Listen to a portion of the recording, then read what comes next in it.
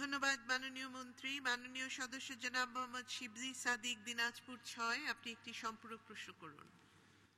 ধন্যবাদ মাননীয় স্পিকার। আপনার মাধ্যমে মাননীয় মন্ত্রী মহোদয়ের কাছে আমার জিজ্ঞাসা, আমার নির্বাচনী এলাকায় গত কয়েক মাস আগে প্রচণ্ড শিলাবৃষ্টি হয়। আমি মাননীয় প্রধানমন্ত্রীর কাছে একটা মেসেজ দেবার ৪৪ মিনিটের পরেই উনি আমাকে ফোন করেন, আমার এলাকার খোঁজ খবর নেন। তো তখন দিশেহারা হয়ে পড়েছিলাম যে আসলে এই আশ্রয়হীন মানুষগুলোর যে প্রতিষ্ঠানগুলো ধ্বংস হয়ে গেছে, কিভাবে এটা সলভ করব বা কিভাবে আবারও সচল করব। তো তার ধারাবাহিকতায় মাননীয় প্রধানমন্ত্রী ২০১৬ সালে ঘোষণা করেছিলেন ঘর নাই, জমি আছে তাদেরকে ঘর দেবেন। ইতিমধ্যেই প্রায় ১,০০০-এর অধিক পরিবারকে আমরা ঘর দিতে সক্ষম হয়েছি।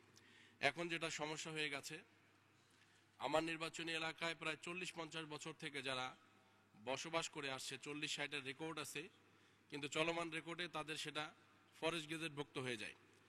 কিছু মানুষ আছে যারা খাস জায়গাতে বসবাস করছে। এই মানুষগুলোর জন্য আমরা এই ঘরের বন্দোবস্তটা করতে পারছি না।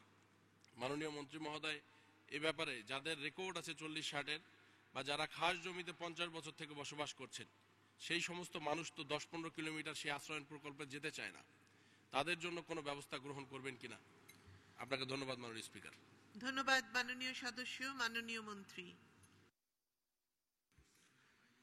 মাননীয় স্পিকার, নীতিমালা হলো যাদের ঘর নাই, কুড়িয়ে ঘর বাংলাদেশে থাকবে না, সেখানে আমরা ঘর করতে চেষ্টা করি।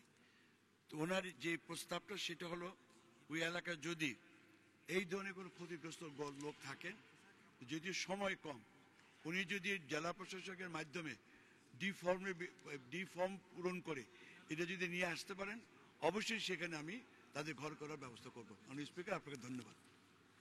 ধন্যবাদ মাননীয় মন্ত্রী। তার